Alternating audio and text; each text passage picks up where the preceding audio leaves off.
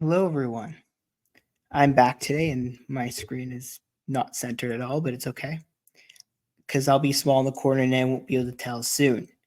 I am going to be joined by some of the people from the Fantasy Movie League. I don't know who because um, that's just kind of how these things work. They all have access to this, and at some point, oh, Morgan's back. Hey, can you see yourself Hello. now? Yes, now I can see myself.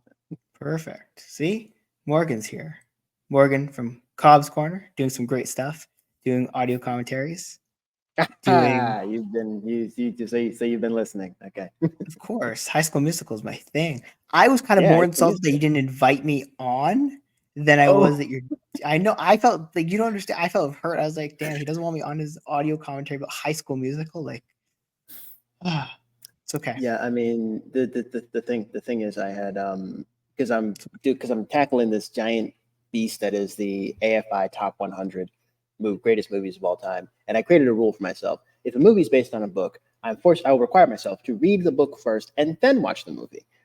So yeah, it's yeah. That's why I've been doing them like out of order, and I mean, I'm currently reading Gone with the Wind, and I think the next movie Oh, on the list is like E.T. the Extraterrestrial, but again, it's not in order. Um, yeah. it's funny. Actually, just yesterday I recorded next week's episode, the High School Musical 3 senior year audio commentary. So like Wow. today, Again, no invite. You've done three of them and you haven't invited me. It's okay. so I mean today the High School Musicals 1 and 2 commentaries are Two out came there out in the today. world now. So go listen to them. But next Monday will be High School Musical 3. So and then it's full steam ahead on the AFI list. So Now, yeah. that is very impressive, I gotta say.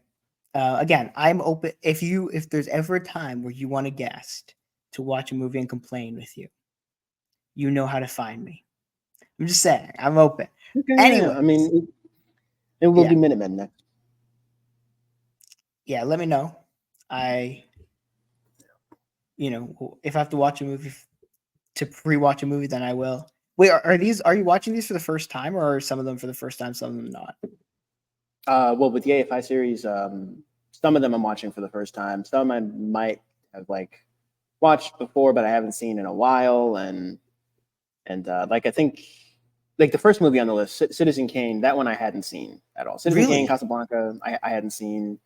The Godfather, I had seen like 5 years ago. One time, I think I've seen Godfathers 1 and 2. I've seen them both like once before doing the series. But then I again required myself to read the Godfather novel and then watch the movie again. So, but Interesting. So some of them are the first Raging time. Raging Bull I hadn't seen. So you're enjoying Yeah. them. Oh yeah, for sure, for That's sure. good. So let's talk a little bit about this league because I don't know when The everyone else is league, going to join, if they join. the League of Extraordinary Gentlemen. So you've been doing surprisingly badly. Really? Have you not been looking? I shared everything with you guys. I gave you guys Yeah, all I've the. been like half paying attention. I've been Because I know very updating these yeah. very much on time with all the data public, so no one can say I'm lying. I've been very impressed the way I've been doing this. Like this year is so much more organized from a technical Oh yeah. perspective. But by the way, if anyone who's watching wants to check out the live updating leaderboard. The link is in the description of this to the various Excel spreadsheets or Google Sheets spreadsheets that show all of this stuff. So everyone can look and see how I am catching up and I will win this year. But yeah.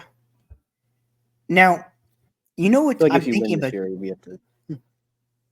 Well, all the data is public, so no one can say I'm doing anything wrong. Let's actually just toss up the this is the one, the total sheet. So some of these aren't fully up to date but because I think you haven't replaced Karate Kid yet. Right. I literally just realized like yesterday, yet or day before yesterday, that Karate Kid it has been pushed back to 2025. Uh, Yeah. Yeah, and it's funny because I know the trailer for season 6, which is to be the final season of Cobra Kai. I'm currently like been binge watching all 5 seasons of Cobra Kai along with Karate Kids 1, 2, 3, the next Karate Kid, and then the Karate Kid remake. The original Karate Kid, that was actually the first movie I taught in my elective. We Really? compared the Karate Kid 1984 to Karate Kid 2010. Which one's better? You know, it's unfortunate. The original for sure. Okay, good. Yeah, Jaden Smith can't hold a candle to Ralph Macchio. It's unfortunate that the Karate Kid has now been delayed. It's like the third movie that has been delayed, and I got to replace. So yeah, Yeah. like as of right now, I don't know what my replacement's gonna be. So you know what? So, I mean, I don't know if you want. Do you want Harold and the Purple Crayon? Harold and the Purple Crayon. Isn't that like? That's like the kids movie. Isn't that one of your movies? It is. I'm willing to give it to you. Okay, well, I have been hearing a lot of good things about Kingdom of the Planet of the Apes. Madam Web. Again, like none of these movies, I haven't really seen any of these movies because again, I haven't seen any of these movies either, which is kind of pathetic on my part. Yeah, because I'm not near a movie theater, but I am near a movie theater. I just don't have an excuse. Yeah, I completely forgot that there's a Garfield movie. You can keep Transformers. I gave up. No, Transformers is mine. I'm willing to give you Harold. That's the only one I'm willing to give. Gave up on Transformers 10 years ago. Okay, all right. I'll take Harold. Everyone, it's on the record now. You want Harold? Yes, it's on the record. I want Harold as much as I would have taken like Joker 2 or. I mean, those aren't movies I can give you technically because they're mine. Right. But the reason I want to give you Harold now that you've agreed to it is because I want to pick up Bad Boys 5 or 4, whatever it is. And why didn't I think of that? I couldn't do that unless you took Harold from me. So you get Harold, I get Bad Boys. No. Yep. That's why I had to do this today because I had to do it before the score came out. Pause. Rewind. Do it again. I forgot about Bad Boys. Nope. You got Harold. Control Z. Harold might actually do better though, so you might actually be in a better position. Okay. Because it comes out with nothing. I think that when does Harold and the Purple Crayon come out? August. Okay. Well, it comes out the same month as Borderlands. So, I mean, Borderlands. Yeah, but different audiences. True. Yeah. I think that Bad Boys Ride or Die might be a sleeper hit. Well, I was doing some box office analysis of the Bad Boys movies, and I like what I saw. So I'm willing to take, and I don't feel confident anymore about Harold as much as I wanted to hold on to it. Also, you do know, and I don't know if you know this, you're kind of screwed with Nosferatu. Oh, because it comes out on Christmas. Mm-hmm. You get 5 days or 6 days. True. You gotta hope it makes. Well, yeah. I mean, I figured, like, sort of my strategy was like maybe if I can pick some movies that like I know are gonna do well. Like, I mean, my first pick was Deadpool and Wolverine. So I mean, that was a logical. I think at least have like a few safety movies, but then maybe pick like 1 or 2 movies that like maybe we don't know a whole lot about. Maybe 1 or 2 movies might not even come out this year. Like we now know for a fact, Karate Kid's not coming out this year. Nosferatu, like you said, it's not coming out till December. I just thought maybe not so much the nostalgia factor, but just the fact that the original Nosferatu came out like 100 years ago, like the German silent film from like 1924. So the fact that they're doing a remake, and I think in the 1970s there was a remake of Nosferatu with sound. So now we're doing another, remake or reboot. So now the one thing that might save you is the critics, because of the critic scores being juiced for this year, right? So like critic scores are worth more.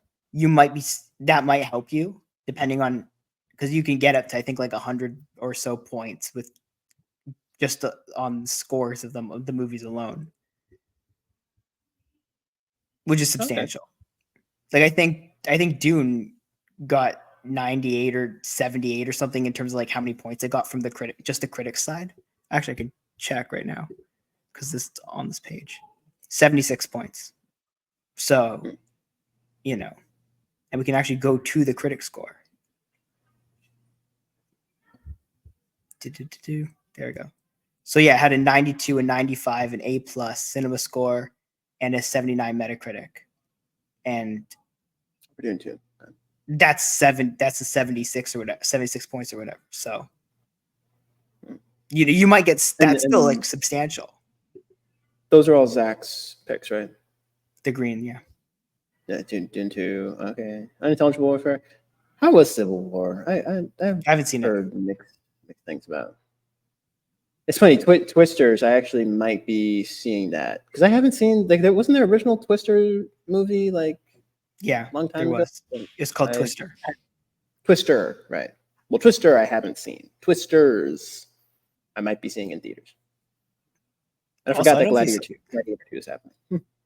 So you know what's interesting, right? We've done a good job so far with picking. Because as you can see, I've done something different this year. I've added the movies that come out, most of the bigger movies that come out, and did their scores as well, so we can kind of see, okay, well, what were we off on?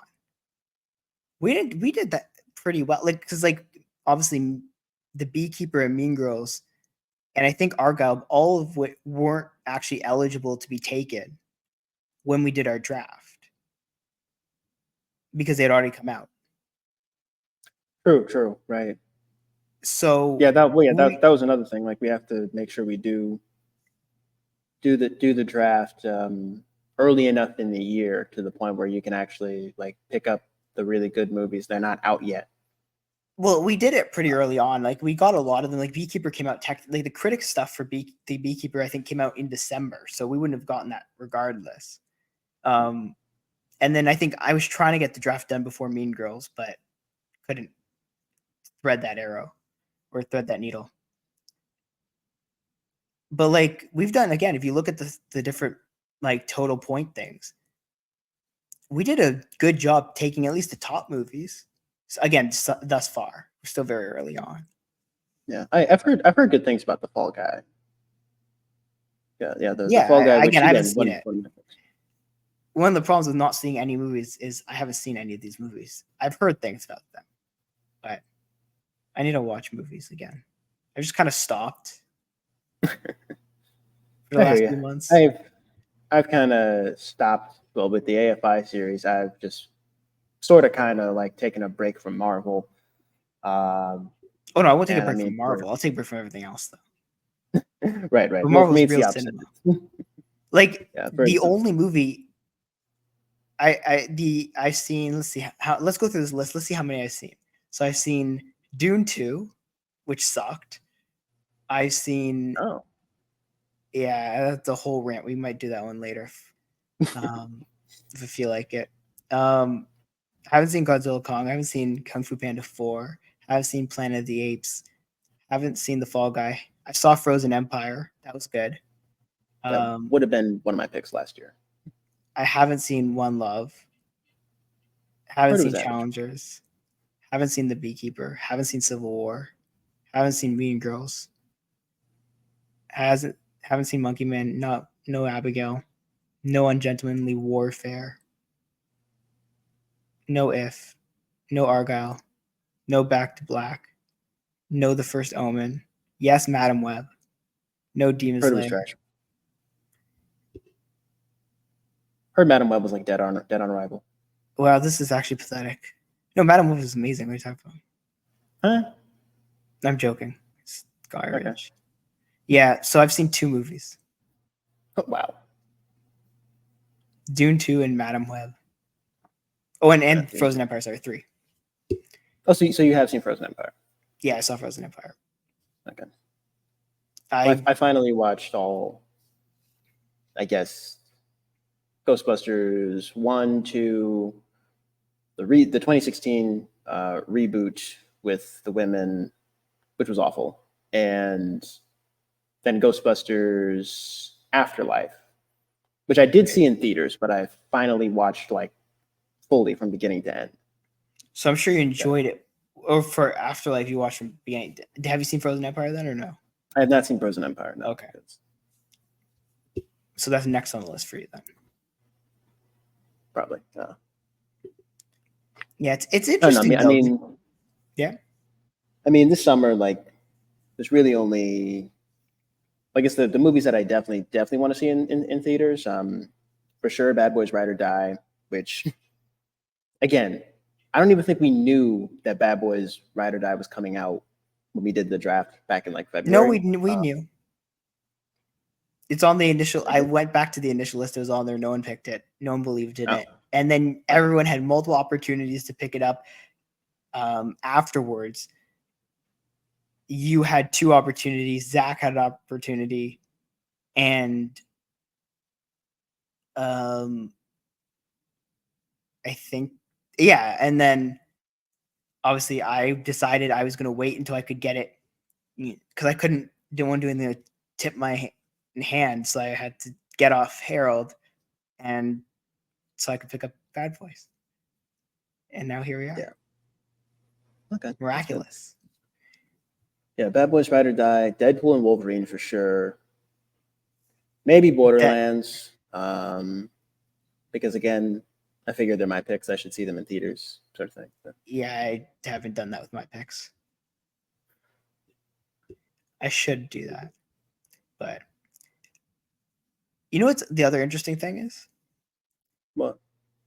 So look, this is the leaderboard kind of right now. If you remember, a few days ago, or not a few days ago, sorry, a few weeks ago, I was barely I was at the bottom. And you're all laughing at me, remember? Do you remember that? Yeah, I sort of remember that. What was the movie that pushed you over the edge? Well, I had Godzilla and Planet of the Apes come out. Oh, yeah. And Madam Web being my only movie was not a helpful thing. But now I have not even my biggest hitters. My biggest hitters don't come out till the fall. Your biggest hitters what? Moana and Wicked. Right, Moana. Okay, well, yeah, Wicked. Right. Wicked is my first round pick. Coming out. But Moana 2, is that happening? Like, yep. Coming out. When? Like, when is it coming out? Like November. Okay. Well, yeah, again, that's my 2 biggest hitters. I mean, that's like but that's November. I mean, that's like the end of the end of the year. It's like, again, it's Moana and strategy the first 3 weeks. I mean, I guess again, my strategy was pick more movies that are going to come out, at least like 1 or 2 that are coming out in the summer, maybe like a couple that are coming out in like the first quarter of the year, so you have that time, having that safety net, but then also maybe in my case, having the Karate Kid, which we now know is not coming out this year. And what else? You lost Ballerina and you lost Mickey 17. Yes, 20. Ballerina and Mickey 17, if they came out this year, probably would have helped. But then I had to replace them with Monkey Man and Borderlands, and now I'm replacing Karate Kid with Harold and the Purple Crayon after you so generously trick me into picking Harold and the Purple Crayon. But I didn't trick you. I gave you the offer and you said that's a good idea. But to be fair, because I hadn't.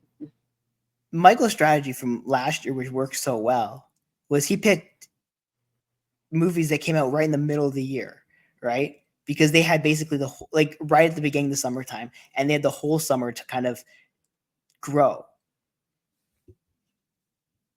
Because he picked Barbie. Oh, well, of course, Barbie, Oppenheimer. I still haven't watched Oppenheimer. But. Well, let me go back and see what he picked from that. Because I have all my picks written down. From last year? No, from this year. I think I had him No, I from was last saying year, but what he picked from I'm trying to see what he picked from last year. No. Because I don't even remember what he picked. Yeah, because I remember every movie he picked that helped him. He picked like they went right in the beginning of the summer, and they just grew and they just became massive hits. oh well, yeah, that makes sense. Yeah, Nosferatu, written and directed by Robert Eggers, comes out December 25th. I think maybe the fact that it's got a solid cast: Bill Skarsgård, Willem Dafoe, Lily Rose Depp, and looking at Harold and the Purple Crayon, August 2nd. Zachary Levi, Tanya Reynolds, Lorel Howery, Zoe Deschanel. So they both got pretty solid casts. I mean, Borderlands, shoot, directed by Eli Roth. Borderlands could make a sneaky amount of money. Yeah. I mean, despite what I've said about video game movies in the past, I think maybe it was the Super Mario Bros. Movie, which wasn't one of my picks last year. That was the other one he had. Michael. That was Michael. Yeah, Michael had Super Mario Bros. And just like, I think that movie really, after that movie did amazing at the box office, and so glad that I experienced it in theaters. I might have seen it in IMAX. Now that I think that, no. Yeah, definitely saw Super Mario Bros. In theaters. I'm going to try to see Borderlands in theaters. Yeah, I mean, those are the only really the only 3 movies that I want to see in theaters this year. It's like, or this summer. It's like Borderlands, Deadpool, and Wolverine for sure. I mean, after that second trailer, come on. Also, it's Marvel. Yeah, and Bad Boys Ride or Die. Plus, I think I had even said in part 1 how, like, over the past couple of years, like especially like since 2020, COVID, when Marvel didn't put out any content at all, no movies, no shows at all. And then 2021 through 2023, for those solid like 3 years, it was just like back to back movies, shows, and like just like a ton of content. So now that they're slowing things down, like I think the last thing we got from Marvel live action wise was the Echo series, which I liked. That was a nice way to kick off 2024. I haven't checked out any of X-Men 97. I've just been so swamped with the AFI series. I watched one episode. I hated it. I remembered why really? I didn't like the original show. I didn't like the original show. Not that much. Like I was good, but like I didn't have any like deep affection for it. I couldn't vibe with the animation, so I just said I'm good. I'm not missing anything. Okay. All right. Well, there's a hot take for you, ladies and gentlemen. Oh yeah, you'll get a lot of those. Yeah, but I've also had to be very cautious with like YouTube and with social media, because like I haven't watched X-Men 97, and I've watched both trailers for Deadpool and Wolverine. So I think the fact that like Marvel's putting out one movie this year, again, quality over quantity, and I think that's a good business model, which is why it's weird. But yeah, because they were like overworking their VFX artists, and they were like pumping out a bunch of content. And it's like, well, I agree that they're overworking their VFX artists, but they did. The one thing that you're not right about is you're saying there's a quality drop. Marvel's quality never dropped. Okay. When did Marvel's quality drop? I mean, when have they made a bad movie? Now I still have to rewatch it, but Ant-Man and the Wasp: Quantumania. I mean, a lot of the CGI in that movie just looked like it was done over the weekend. Okay, but I think we need to make a distinction here. Yeah. Between a bad movie and a movie that's below a studio's usual standards.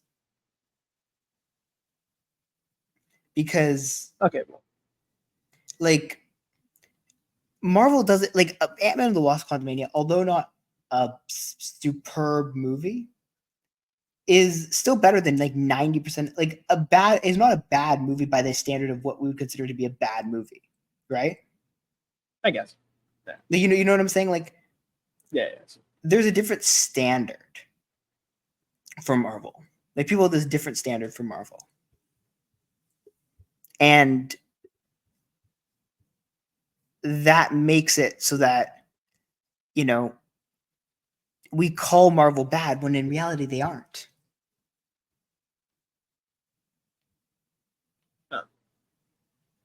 Like, I would rather watch Ant-Man the Wasp: Quantumania over, a lot of, like, over Dune 2, a bad movie.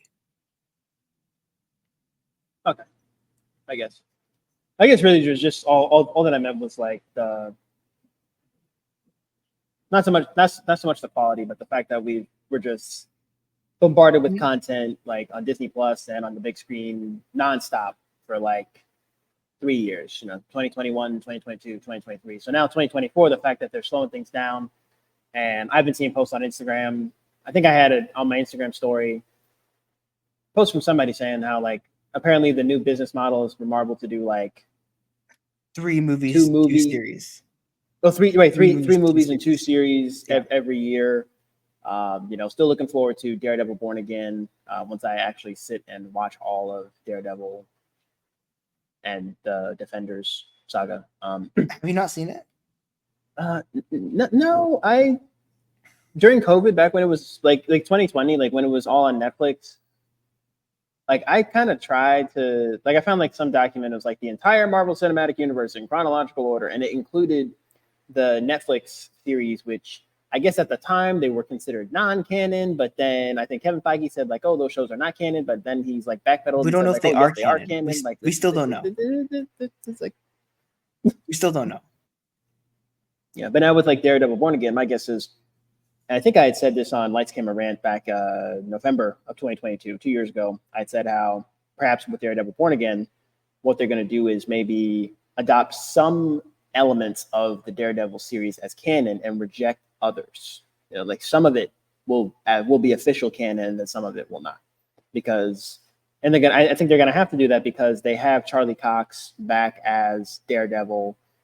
And initially, with Spider-Man No Way Home, the direction I thought they were going to go in, because I remember there's a Spider-Man comic. I think it's, and I only remember because I think I have it or had it as a kid. It was like centered around, I think, like President Obama's inauguration and centered around like the 2008 election, where Spider-Man is like accused of murder and he's arrested.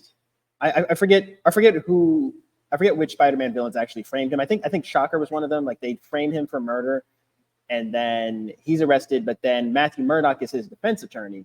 So they sort of did that in Spider-Man No Way Home. I figured either, like with Spider-Man No Way Home, either they're going to introduce Matthew Murdock or they're going to introduce Jennifer Walters, She-Hulk, since they both worked in like in superhuman law. So. But again, they went with Daredevil. Plus, Daredevil and Spider-Man, they've crossed paths in the comics. They're both being East Coast based, street level heroes, and then She-Hulk being also a street level hero, but also based on the West Coast. So who knows? Maybe they're setting up West Coast Avengers. They wouldn't do it. Really? You don't think so? It gets too complicated. Also, do we really want to go through the Spider-Man rights right now? Well, I mean, I just thought West Coast Avengers only because we've already got like Jen Walters, we got Scott Lang, we got Shang-Chi, who we haven't seen in like forever. We got like Shang-Chi, Jen Walters, Scott Lang, and now Cassie Lang. So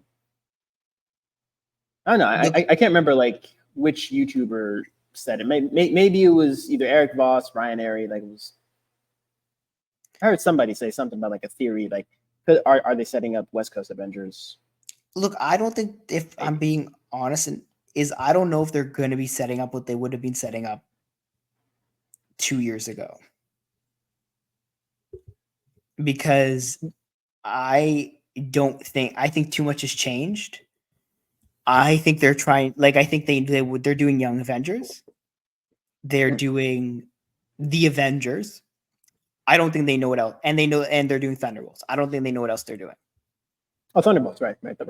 Thunderbolts, which is going to have Harrison Ford, right? Harrison Ford is replacing William Hurt, who died, I think, last year before last, as President Thaddeus Thunderbolt Ross, President Ross, aka Red Hulk. Yeah, pretty much, aka Red Hulk. Although Harrison Ford, he's also said that he's in the sunset of his career and that he's already like 81 years old, so he'll be retiring soon.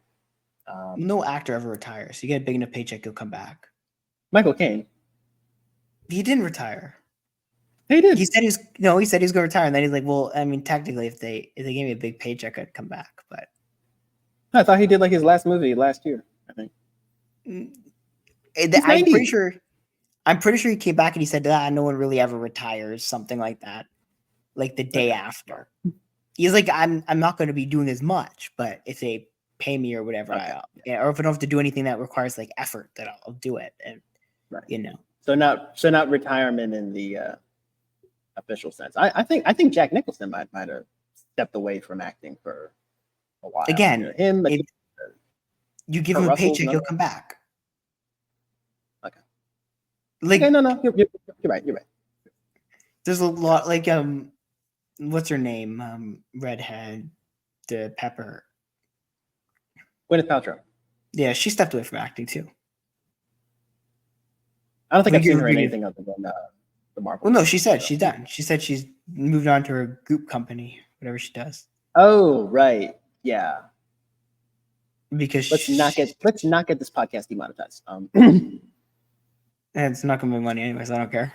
Yes, yeah. Let's not get flagged. You know, I noticed you just said you just said the word goop. Okay, so this is definitely going to be on. Is that a bad word?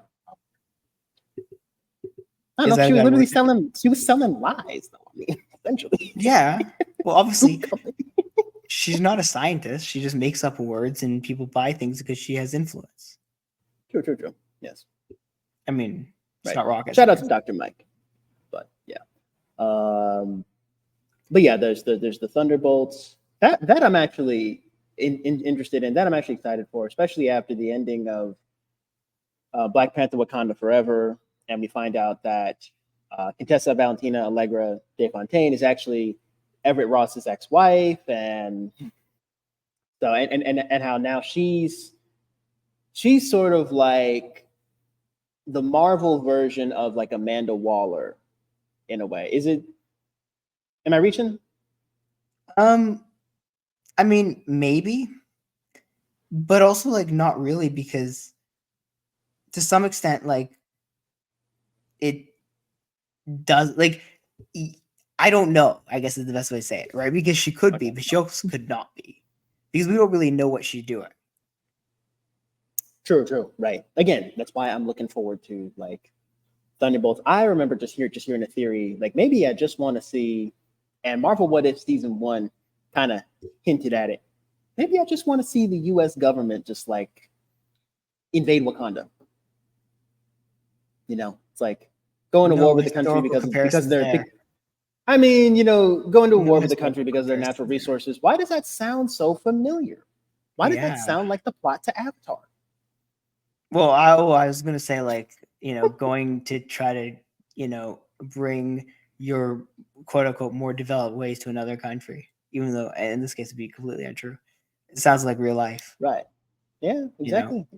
Hey, Stan Lee always said that. Wait, no, sorry, I forgot. That makes it too woke, right? You ask can't Africa because that's too woke. True. Yeah. Because history didn't happen, remember? It's like I want it to happen, but it's probably like one of the best like Marvel movies that will never happen, probably, because it's a little too on the nose. Yeah, it's gonna really upset some people who don't believe history actually happened. Yeah, but then also I think like with the upcoming, like with Thunderbolts, and not just with Thunderbolts, but with the upcoming Captain America Brave New World. Brave New World. Yeah, Is it called Brave New World? It was like New World Order, and then they switched it to like I Brave think it's New Brave World. New World. Brave New World. I think if Wakanda is involved in the fact that we have a Black Captain America now, I think if Captain Wakanda would, what Captain America just can't be black now. What? what are we talking about? Captain America's supposed to be white. Huh? I'm joking. Don't worry. You're trolling, right? I was gonna say you're trolling. Yeah. You're trolling. Obviously, that's what people on the internet are saying, right? Okay, yeah. Okay, you're not getting me canceled. People on the internet. Well, I'm just saying, people on the internet tell me that Captain America can only be white. Still, yeah, in 2024. No. There is. You remember the leaked images that came out from the McDonald's promotion or whatever it was for McDonald's Captain America? There's some like leaked image of Sam as Captain America. Oh well, I saw the image of I think like Anthony Mackie. He's like talking with Harrison Ford. I think it was like a behind the scenes photo of No, there's like some concept art thing. There's that. Oh. Yeah, and people were. It came back up that Captain America can't just be black because he's a white guy. It's not a mantle. It's the guy. It's a white guy. Because there's no precedent for a mantle being passed to another race. Okay. Yeah. It's right. Like where's the precedent of a mantle being passed on to a different person? I think I broke Morgan. You're muted, by the way. No. Oh, there you are. Yeah. I think my headphones malfunctioned for a second. But yeah, you were saying. I thought I broke you. No, God, no. That's never gonna happen. But I do think that after, well, especially since now, although R.I.P. Chadwick Boseman, and also R.I.P. T'Challa. They at the beginning of Black Panther: Wakanda Forever, they tear off the Band-Aid. It's like, yes, Chadwick Boseman died in real life, and yes, T'Challa has died of whatever mystery illness. But the fact that Steve Rogers and T'Challa were so tight, especially after the Civil War to Infinity War, like the two of them, like they were allies and and fought side by side at the Battle of Wakanda, and then also having. What you're telling me is that a white guy and a black guy can be friends? Oh my goodness. I'm sorry. This is not nice. Oh, by the way, just so we're all clear here, everything I'm saying here is like a joke. No, I gotta make sure the audience is aware. We are joking, and there is trust me, I don't believe anything I say basically at all. But yeah, no, it's funny because like even when the Marvels came out, which is of course the best Marvel movie ever made, that I do believe. The problem, like people are saying about that is like, oh, wait, so we're just gonna have women now? Yeah, that they exist too. Did you know that? Women and men both exist. Okay, yes, I'm definitely aware, but see, yeah, I think that like with the Marvels, like whenever you have a movie like the Marvels, seen it? or I have seen it. Okay, and you loved it. It was okay. Whenever you have a movie like whether if it's the Marvels or the Charlie's Angels remake, like I know Elizabeth Banks when she did the Charlie's Angels remake in 2019 and it did terrible at the box office, she complained that like it only failed because men don't like seeing women in like leading roles or as like the protagonist, and which is not the case. I mean, case in point, the Hunger Games franchise, like you said, Captain Marvel, the Marvels, the Kill Bill movies, so. Well, technically, people would argue that no one wanted to see anyone in the Marvels either because it made no money. But yes, you're right. And conceptually speaking, Captain Marvel, the first one, obviously made a lot of money. Wonder Woman made $1 billion. The first one. Wonder Woman. I completely forgot about like Wonder Woman. Yeah, that's the other woman. The fact that like this is the thing, and I mean it's funny, right? Because people, like the internet's a funny thing, where when a movie works out, when a movie doesn't do well, they point to that kind of thing, right? Like the Marvels, what people say, man, this is why you can't have women and non-white men. Because you had Nick Fury as like the main male character, and it was like, Yeah. I don't, he's not white. What are we doing here, right? And then you have like a whole bunch of women, only one of which is white, leading the like main three heroes. Right. And it's like, well, what are you doing here, right? Or Catwoman comes out, right? And you have people say, way back, and people say, oh, women, look, no one wants to watch them in movies. Oh, the Halle Berry Catwoman. Yeah. And then you have, and then you have like Barbie, or you have Captain Marvel, the first Captain Marvel, or you have Wonder Woman come out. People like, see, this is because they have a man in it, or they pick the best person for the role, or whatever the hell they want to say, right? Whether the veiled sexism is. Yeah. But that's what they do, right? And that's what they do, and they're like, well, see, Ken, that's part of that movie. Even though Barbie, again, very overrated, overhyped, and all that stuff, but it does still fit the argument. You're definitely on the internet and on social media much more than I am, for sure. Much more than most people, probably more than healthy. Yeah, much. Probably more than this. Okay, well, at least you're willing to. Oh yeah, but I mean, like, all that considered, I mean, the gatekeeping is crazy nowadays. It's like saying like you can't have a black Captain America, or we can't have that's impossible. Or we can't have like diversity in superhero movies. Like the fact that this is even like a conversation we're having in 2024 is it just boggles my mind. It's like, but I guess like bring it back to like Captain America: Brave New World and Thunderbolts. I think that'd be an interesting. There's an interesting story there. If the Thunderbolts are sent to Wakanda for whatever reason, and also Bucky is on the team now, and the fact that we have a black Captain America, and the fact that the last Captain America was good friends with King T'Challa, and like I just feel like there's a story in there. I don't know what I just said, but like you just stated a bunch of facts that there's a story somewhere in there. Yeah, like there's a story in there somewhere. Just like come back to this episode like 4 years from now, okay? I'll clip it. Don't worry. Yeah, just okay. Thunderbolts, Captain America: Brave New World, they're gonna come out, and then come back to this episode. Maybe was I on the money? Yeah. Was I right? Was I wrong? Right. Yeah. Well, you just said a bunch 2028. Yeah, I mean, look, the reality is, I could be way off. People like the fun, like, and I wonder, and this is a question actually I want to ask you. It's kind of a pivot, but it's similar.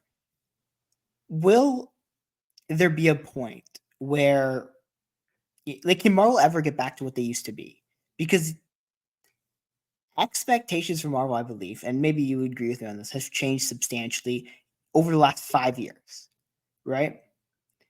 Because I truly, like, if I'm like, again, taking off the trolling hat for a second, okay, and being serious here. Oh, okay. I don't think that the quality of Marvel movies since Endgame have dipped substantially compared to the quality of movies pre-Infinity War. Like, I don't, like, I truly do not believe there's that much of it. Yes, are there some, like, are they all like even better? But I don't think that was the case before, right? Like, I think there were movies that were little dips in quality before that. Like, I didn't love Ant-Man and the Wasp, like the first Ant-Man and the Wasp movie. Like, I thought it was okay, right? I did not like Guardians 2. I thought it was a wildly overrated movie, right? But I still think they're better than the majority of movies. With that being said, if you look at it on the other side, right, and you look at it with everything post Endgame, do I think Guardians 2 versus, Quantumania or versus the Marvels, like, do I think that those are comparable movies? Yeah, probably. I would probably say, in my mind, it's very reasonable to argue that the Marvels is comparable to Ragnarok. Like, I don't think quality is changed. I think expectations have changed. And because of that, now the reaction is going to be so negative, also because it's so popular, right? And I think people have overstated the downfall of Marvel's quality of movies because TV is a different thing. We can have that conversation at another point. But I think movie-wise, it's not that different. I don't know. Okay, yeah. Am I completely delusional? No. You sort of correct. I think like one thing that was pointed out I think in 2014 there was like a short documentary. It's on Disney Plus. It's called like Assembling the Universe. Yeah. And it talked about like Marvel's like phase 1, and then at the time they were in the process of like promoting for that year Captain America: The Winter, two still my all-time favorite Marvel movies, Captain America: The Winter Soldier and Guardians of the Galaxy, both of which turned 10 this year. Damn. You know, like when they were starting out, like it was just like if we had this platform 16 years ago, you know, Right. 2008 with Iron Man, or at that point you just had like the Sam Raimi Spider-Man movies, like it wasn't cool yet. Like it wasn't a part of like mainstream niche, yeah. pop culture. Like Marvel Studios was a developing studio at the time. They didn't have a single movie under their belt. Well, if you remember, But then right? all that changed, all that Yeah. changed in 2012 with the Avengers. Then it's like, okay, it's not just, you know, comic book nerds. It's not just, you know, folks who it's not just folks who like eat, sleep, and breathe, you know, Marvel and DC. Like it's not just them anymore. Like now it's being brought to the mainstream. And plus by then, Marvel Studios, they have been bought out by Disney. So now it's more mainstream. Now it's more, you know, a part of the pop culture, a part of the zeitgeist, if you will. So I The think other that thing, was like, where the shift happened. well, and remember, right? Like, and I think people again forget this often, and I don't understand why. Marvel, way back right before, like, they were basically broke before Iron Man. They were selling off parts of their company. That's why the X-Men, the Fantastic Four with Fox, Spider-Man with Sony. Like, that was not because, well, that's just how the cookie crumbled. That was because they were literally broke because they couldn't make money because they had no ability to have. I think they made one Hulk movie that was a failure, right? Like that was their most recent thing up again pre Iron Man. They literally tried to sell everything to Paramount, and then Paramount said, "Nah, we good." And Disney said, "Cool, we'll take it." And that's how it went, right? Like people act like, "Oh, Marvel, whatever." Like if you like the state of superhero movies was DC was like, "Can we make another good Superman movie? We've made one ever good Superman movie, like beloved Superman movie. Can we ever recreate Batman?" Like those are like because you had the the mixed reaction Batman. They were like, well, what are we gonna do now, right? Like it was Spider-Man, it was Blade, like Yeah. things were not good, and then Right. suddenly it all shifted, right?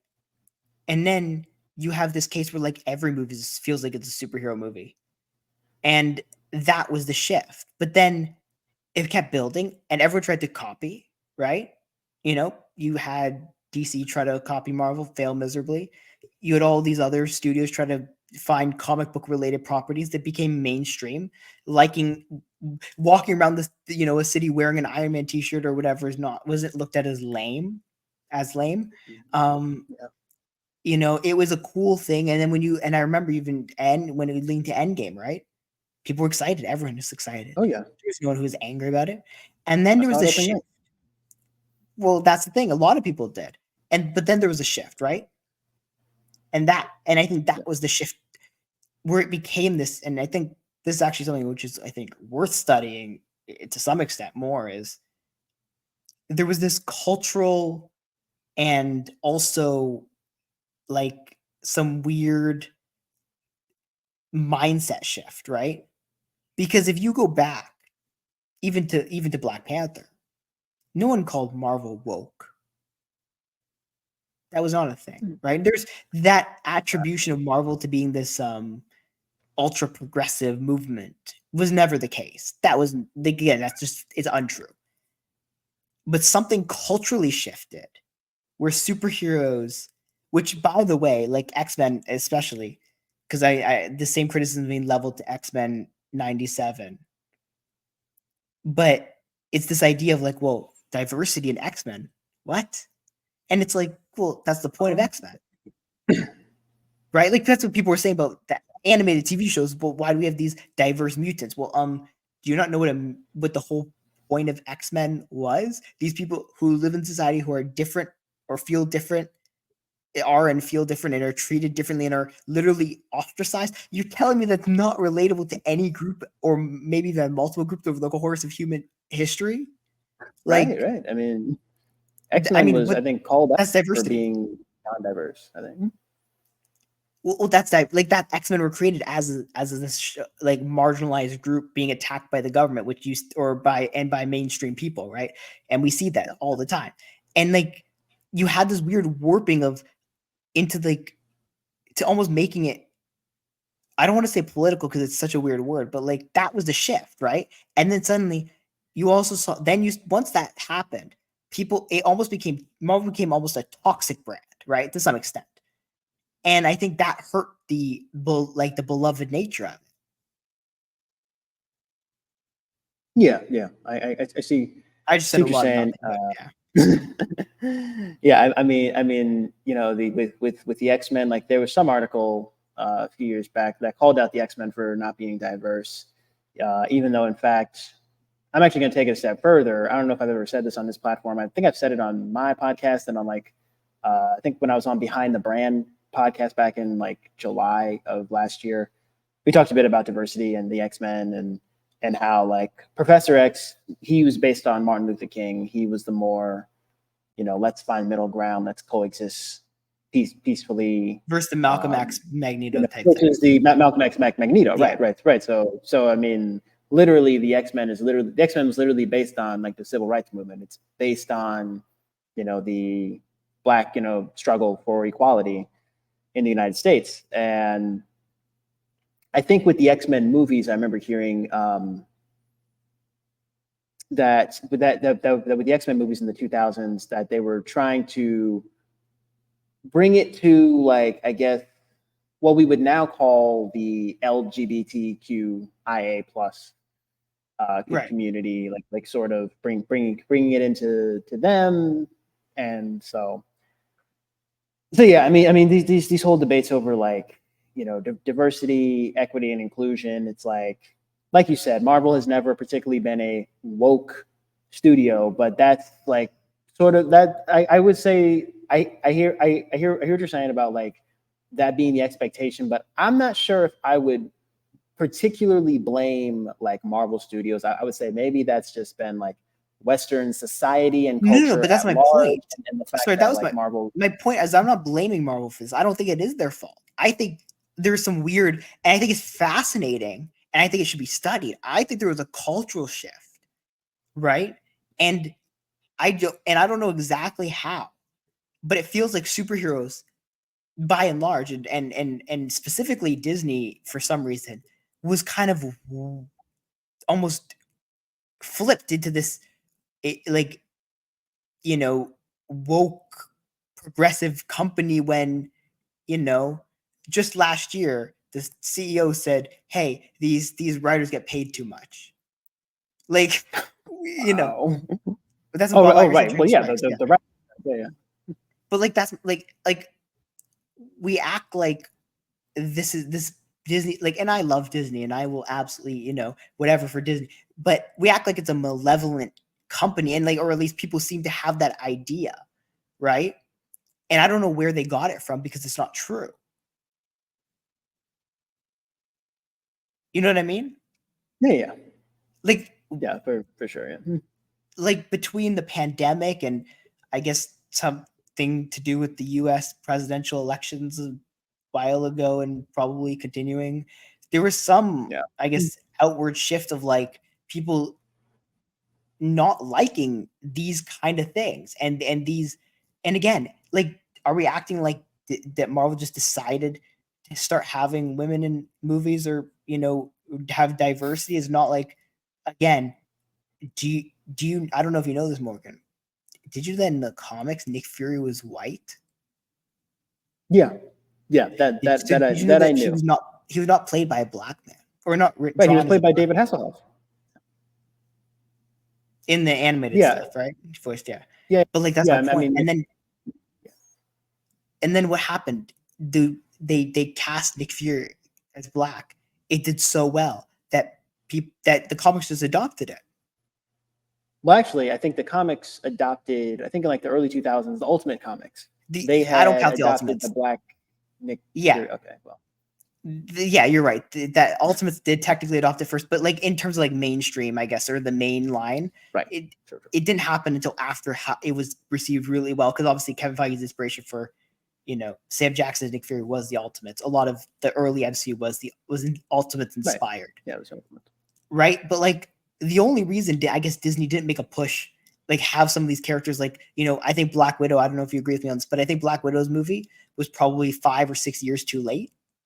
Oh yeah, for sure. And I think it lost a lot of effect. Like I think it would have been it would have seen as one of the best MCU movies if it came out 6 years before it did. Right? And it was delayed 3 years because of the pandemic. But the reason they couldn't do it was because they had Ike Perlmutter, right? Who said women movies don't make money. That's why they were restricted to one woman in the first Avengers. They wanted to have Wasp and they wanted to have a few other people in the first Avengers. Because Wasp was one of the original Avengers. Yeah, they wanted to have Wasp, but Ike said no, only one woman, and so Black Widow is the only one they could keep. But like again, that's the thing, right? Is like you couldn't do Captain Marvel earlier because they weren't allowed to. And then but it's not like they've gone over the top on like racial diversity, right? Like, yeah. What? Okay, you have aliens, I guess. Like, are we gonna say aliens are not diverse enough? Because again, and this is the other weird thing is like people care so much with the diversity of aliens, and I'm like, they've got paint on their face. Who cares what color they are? Right. Yeah, I think the again the gatekeeping is awful today, and I think we are going to have to as Marvel fans be able to accept the fact that it's not 2018 anymore, and that it's not the Infinity Saga anymore. I mean, sure, there's fans like you and me. I'm sure, like 10, 20 years from now, when and if the Marvel Cinematic Universe is still going on, we'll be able to say like, oh, it's not like the good old days where we had the Infinity Saga and whatnot.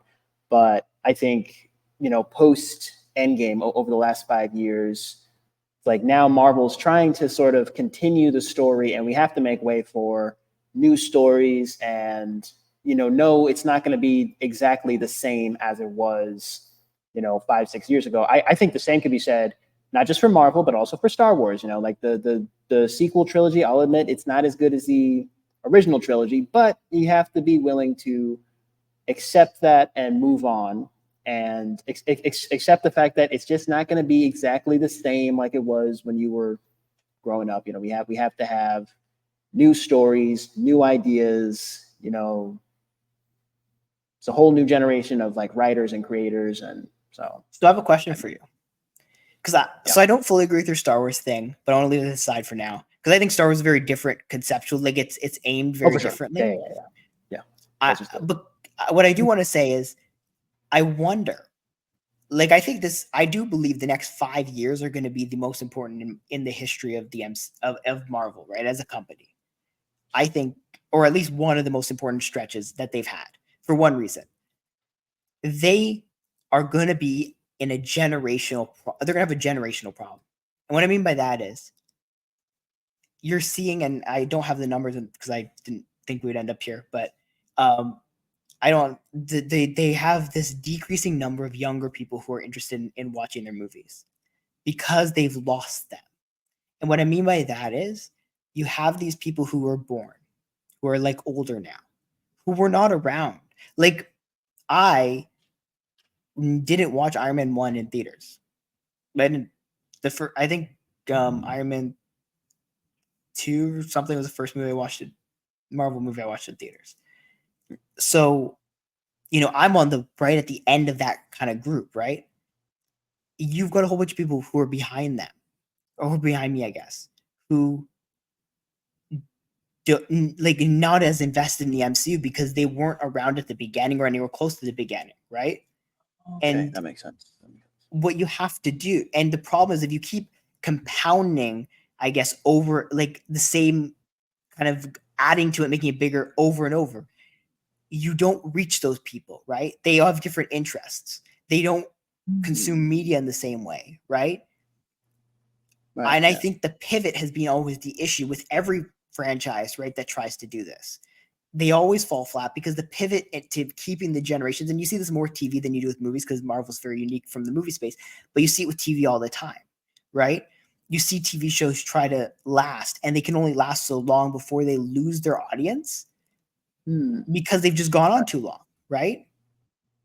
Like, it's not that a show is bad. It's just they lose their audience. You can't keep your audience for 25 years. Oh yeah, for sure. So I think the question I have for you is, how can they pivot? Like, what is the way to pivot without going backwards, right? Without restarting? How do you reintroduce people to the Marvel who haven't seen MCU stuff before? That's the thing, right? Right. I don't know. I guess I would say that they would have to kind of see what is, it's probably going to sound bad, but like see what is, I guess, popular, see what the kids are really like into at that time, and sort of tailor the new content to the younger generation. They're going to have to find that balance. Like, they're going to have to find like that happy medium of being able to include all ages. And I'm actually glad that you brought up how you didn't see the first Iron Man movie in theaters. I did. I was 7 when it came out. I saw that. That was the first MCU movie I saw in theaters. I saw Iron Man in theaters, and then I think the Avengers was the second MCU movie that I saw in theaters. But then again, like, first Marvel movie I saw in theaters was, I want to say, Spider-Man 2 back in 2004 when I was like 3. So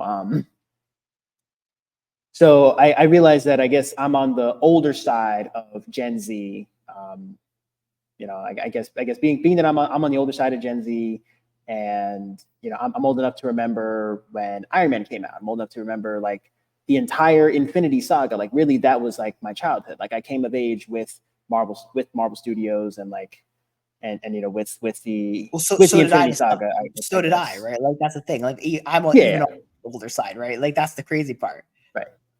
Or I'm in the middle, I guess. But like, yeah, that's the crazy part. Yeah. But I guess for like younger Gen Z and then even Gen Alpha, which is the generation coming up behind us, you're gonna have to find that balance. I think, but I also think that they're in good hands, because with Disney, like, they know how to like make content that's like for all ages. Like with Disney, like they've got their kids content, they've got their TVG, the TVY, the TVG, TVPG, but then they've also got like the stuff for like older kids, maybe like rated PG or PG-13 and up. I mean, I think that maybe with Deadpool and Wolverine being, I want to say it's the MCU's first R-rated film. Now, I mean, it's not Marvel's first R-rated film. Marvel's first R-rated film, I want to say, was Blade, their first R-rated theatrical film. So we're seeing a more mature side of Blade was Marvel. Punisher, one of the Punishers was, I think, but yeah, you might be right. But not just with like Deadpool and Wolverine, but also I think earlier this year when we had the Echo series, and now we've got Marvel Spotlight. Yeah. And so we got Marvel Spotlight, and with the Echo series, which was rated TVMA, it was Marvel's first TVMA rated show. MA? I don't think so. I want to say Werewolf by Night might have been TV-14. You're probably right. I just think, but like, just the fact that we've got Marvel Spotlight, we've got all this new content that's still to come, and it's going to be able to appeal to adults, like myself, those 18 plus, as well as those between the ages of like 13 to 18, those like 8 to 12. So yeah, I think Disney's going to have to find a way, from a business standpoint. They're going to lose a ton of money if they don't appeal to the younger generation in a similar way. I would say maybe that the Marvel movies were kind of marketed to us, 10, 12 years ago, like when I was a preteen, when I was a teenager. But I also understand that it's not 2012, it's not 2014 anymore, it's 2024, and change is a natural part of life, like not just from a personal standpoint, sure, change and growth over time. And I think we're going to see that in the Marvel Cinematic Universe and in Hollywood at large. So I don't have an official answer for like what to do, like what's going to work, but it is something that Disney and that Marvel Studios, they're going to have to, everyone's got to put their heads together. It's got to be all hands on deck, and they need to change their marketing strategy. What worked 10 years ago is not necessarily going to work today. Just like how 100 years ago when Disney first started, and like the, drawing the cartoons and like, okay, it was much harder back then. What worked 100 years ago, not necessarily going to work today.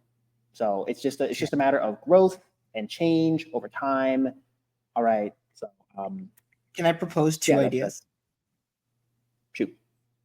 So first one. So I'll start with the one I think that's probably easier, but I think there is a simple solution. There's a few simple solutions to this, and I think if Disney is listening, they should really listen to this. The first one is I think you have to deconnect a little bit, deconnect the universe. The one criticism I will levy against Marvel is there are times where they do try to force cameos within movies and whatever just for the sake of getting the reaction. I think that's a bad strategy. I think it's always been a bad strategy, if we're being honest. I think, again, to go back to the Marvels, I think is one of the, like, I think what it did really well is it didn't have that, you know what the end credit scenes are for? That's for the cameos. You don't need to if you're stopping for an applause break, or if you're thinking there's going to be an applause break in the middle of a movie, you're probably doing it wrong, because you should never make a movie based on cameos. And so because of that, I do think that it's like, I think that they have to deconnect it a little bit. I think they need to make sure that they are emphasizing story over everything, right? And they need to make sure that they aren't just throwing in, and it'll be, I think Deadpool is a different story because of how crazy that character is, and that's okay. You can get away with a lot. Outside of that, I don't think I think you have to deconnect a little bit. And on top of deconnecting just in terms of stories, I think you have to deconnect the universe, right? Yes, you can have crossover, that's fine. But you should have, and I've always said, like, Young Avengers should be a more TV kind of thing, right?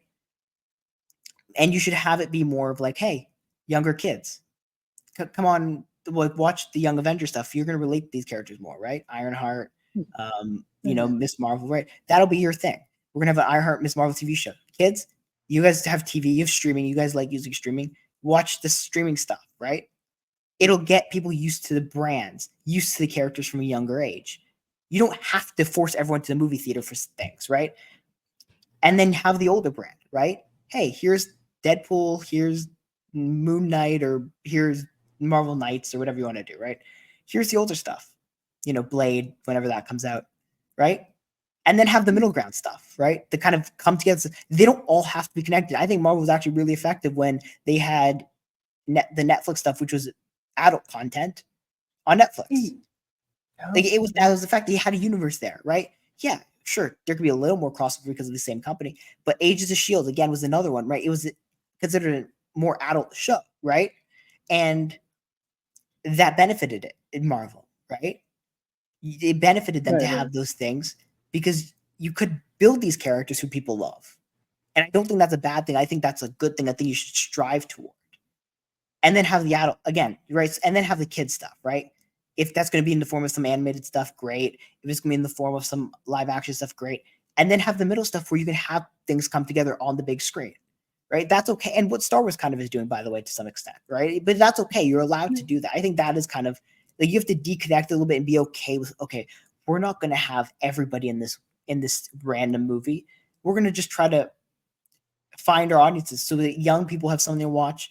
Then there's the theatrical movies, and then there's something for the older people to watch. You don't need everything to be for everyone, because it won't be. Especially now, you're so big, not everything's gonna be for everyone, right? Like, if you have like Apple, right? Do you think Apple has you think they make every product for every single possible customer?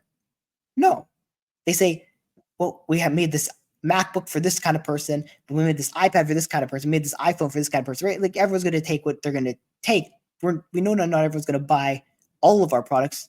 We want people to buy one of our products. And that's what Marvel should be trying to get, one of their products be bought, right? Instead of all of them.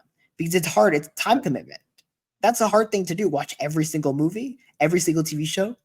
Like, you've got to let people buy one of them. And I think you have to deconnect a little bit so you can hop in and hop out of the universe, so to speak, right? You can turn on Iron Man, just like you could turn on Iron Man 1, or you could turn on Captain America: The First Avenger, and you wouldn't feel lost. Yeah, maybe you wouldn't get the end credits scene. Like, who's this guy, this bald black guy? But like, you're not going to be like, what the hell's going on, right? And I think that's the difference. Yeah, no, I completely agree. I think it's great having a interconnected, like, and again, this kind of goes back to what I was saying about them having to change sort of their marketing strategy and accepting the fact that it's not 2008 anymore. Like, it was fine, like with phase 1, when they were like establishing these heroes in their own separate origin stories, their own separate films. And then in 2012, we bring everybody together in the Avengers. It's like, it's a shared cinematic universe. Like, that is great. And, I love the Infinity Saga. And like the fact that all these movies are like, all these stories are connected. Like, they would have an Avengers film, but then they all go do their own like solo films. We got Captain America 2, Iron Man 3, and then they all come back together for the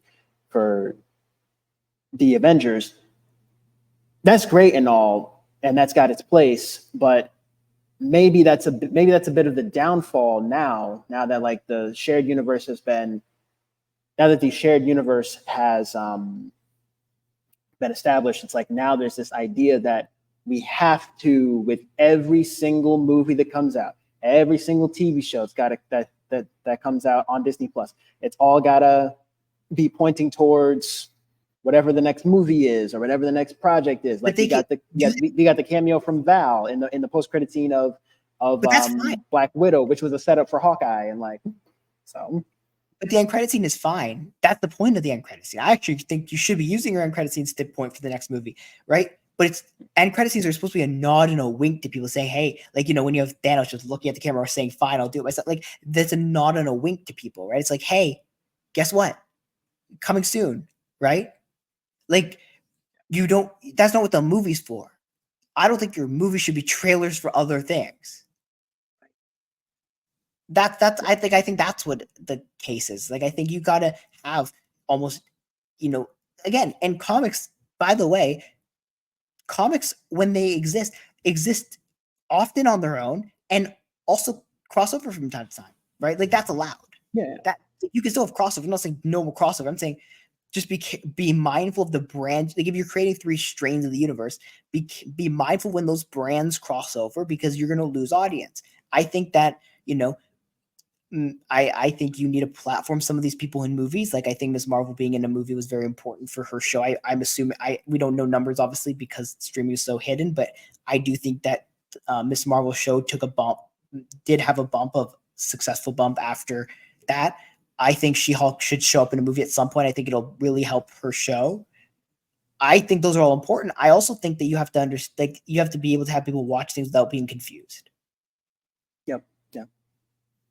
Yeah. Like, let's not take away from the story at hand to set up the next film that like isn't even here yet, because we saw what happened with Batman versus Superman: Dawn of Justice. Correct. And like, we don't want that for the MCU. I mean, no, because I like that's MCU. I mean, that's kind of like the difference between Batman v Superman and Iron Man 2. It's like, Iron Man 2 is still a continuous, like, self-sufficient story. Like, it's still a sequel to the first Iron Man, and it does, and it gives us, good character arc and character development for Iron Man as a character, for Iron Man as a superhero. Yes, it brings in, Don Cheadle as Rhodey, and like, we are introduced to War Machine, but then we are introduced to Natasha Romanoff, and we do see more of Nick Fury. So we are learning that there's a larger universe at play, and that there's Nick Fury's big week and all that happening in the background, not the foreground. In the foreground, it's, Ivan Vanko and Tony Stark, and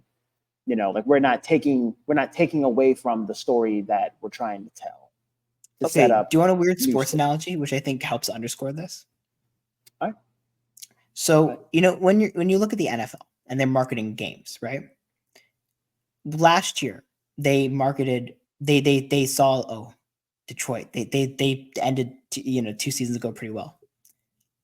We're gonna put them versus the Chiefs in game 1, right? And we're gonna mark this is the team to watch. They actually won that game too, that game against the Chiefs in the beginning of the season. Right, but that they market it because they're like, that's our new star, right? The NBA does it too, right? There's like, oh, Luka versus LeBron, old versus new, because they know, okay, people are going to show up to watch LeBron. Let's put this other guy who we want to make a star in front, right? Let's give him the spot. Let's put him in that spot, right? And then guess what? People are going to go start following Luka's team, or people are going to start following, Jared Goff's young team, right? And that's what Marvel needs to do: is say, hey, look, you see, that's Kamala Khan. Now go follow her thing, because you have to build stars again in Marvel, right? Like Iron Man's gone. Okay, no matter how many times Kevin Feige or Bob Iger says, yeah, who knows, maybe he'll come back. He's gone. Move on. Let's start building up the next thing. You have big characters. Let's build up the next. Hey, put someone in a Spider-Man. Hey, they're getting put someone in. What did they do with America Chavez and Doctor Strange? Right? People are like, that Multiverse of Madness.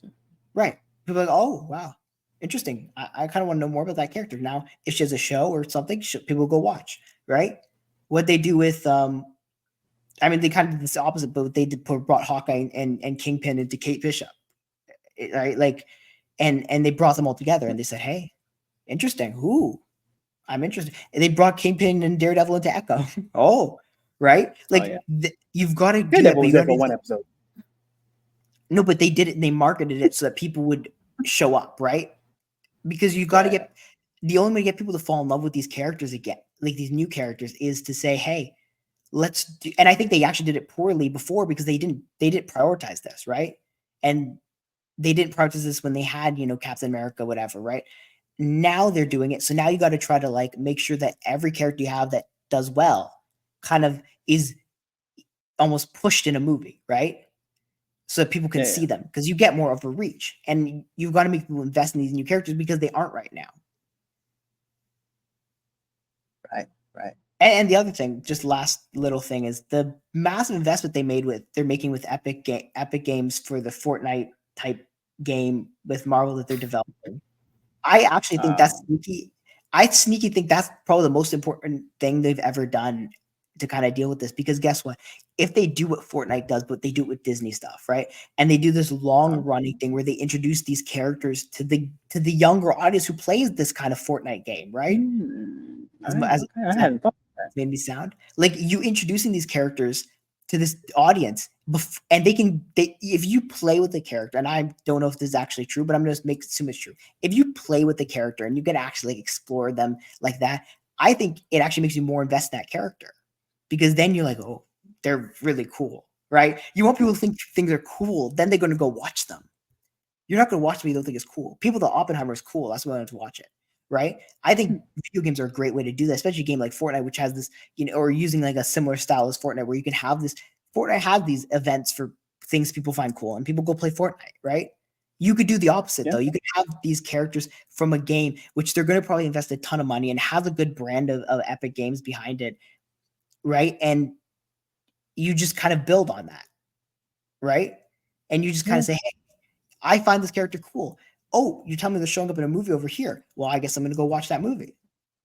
And that's how you build on that. That's the generation. That's how you help alleviate that. That's why I think it's a massive investment for them. All right. Well, yeah, I mean, all sounds good. It all sounds, very, very exciting. I guess the official verdict is we shall see, I guess.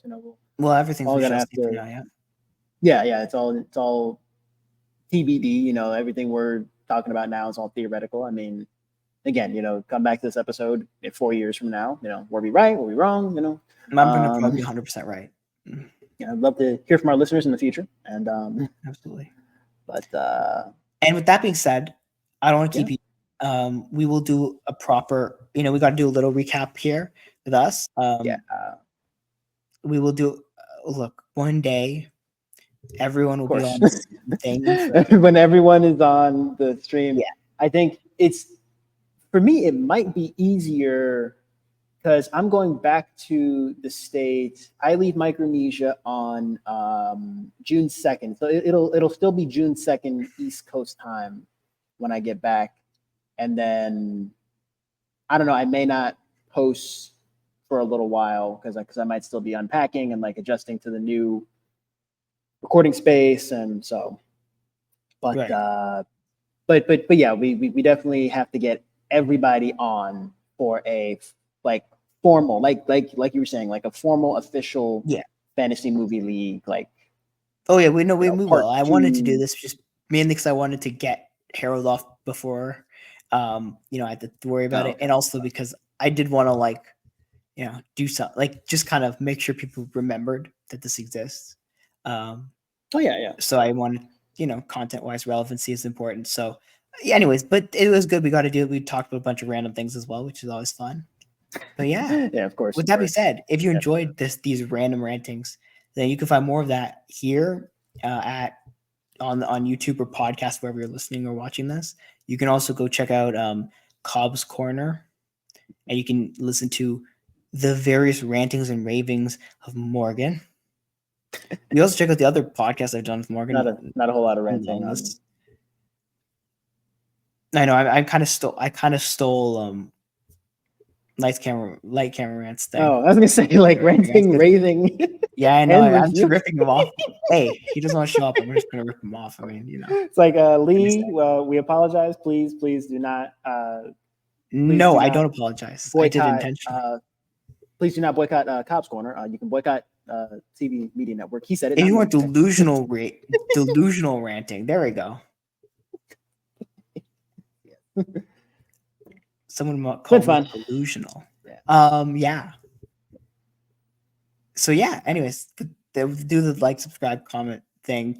Make sure you stay up to date with Fantasy Movie League, and with through the link in the description or the podcast description or whatever the bottom of the YouTube is called.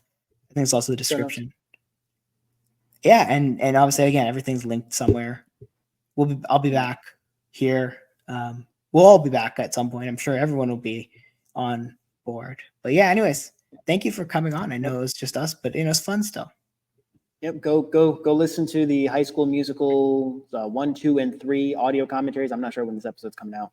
So listen to the audio commentaries for all 3 High School Musicals. Listen to my American Film Institute's top 100 films. We're doing all 100 of those films, the long-term investment. All right. It's full steam ahead. And it's full steam if you want to invite me on ahead. for any of those audio commentaries, let me know. I will be happy to jump on. I will put that in the idea box and Okay. come back to it at the end of the year. Maybe. I don't know. But we're approaching 100 episodes. All right. That's amazing. Yeah. Anyways, nice talking to you, Morgan. Likewise. All right. Bye.